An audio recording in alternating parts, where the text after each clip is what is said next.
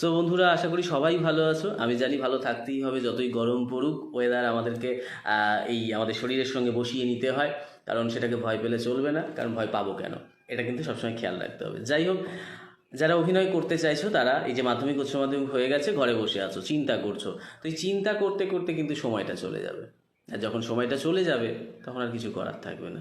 শেষ বয়সে অনেকে অভিনয় করতে আসে, এসে তখন তাদের এই যে অনুভূতিটা ছিল যে সে হিরো হবে, সেই হিরো হওয়ার যে প্রচেষ্টা, সেটা কিন্তু নষ্ট হয়ে যায়। তখন ওই বাবা, কাকা, দাদা, জেঠু, আঙ্কেল এগুলো করতে হবে।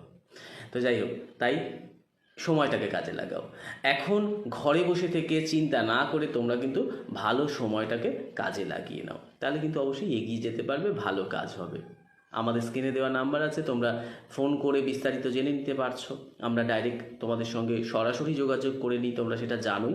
তাই সেটাকে আর দেরি করো না, নিজের স্বপ্ন সত্তাটাকে পূরণ করো। কেউ তোমাকে নিজের স্বপ্ন পূরণ করার জন্য এগিয়ে দেবে না, কেউ তোমাকে সহযোগিতা করবে না, সবাই খারাপ কথা বলবে, প্রত্যেকে, বিশ্বাস করো। তুমি ফলো করে দেখো, সবাই তোমাকে নেগেটিভ এনার্জি দেবে, পজিটিভ এনার্জি কেউ দেবে না। সবাই বলবে ইন্ডাস্ট্রি মানেই খারাপ, অন্য কোনো কাজ কর ভাই, এসব করিস না, ফালতু জায়গা, ফালতু কিছু। কিন্তু ফালতু যদি হতো তাহলে তো মানুষ স্বপ্নটাকেই ভুলে যেত, ছেড়ে দিত। কেউ কোনো এই সবের পিছনে এত কিছু করতো না।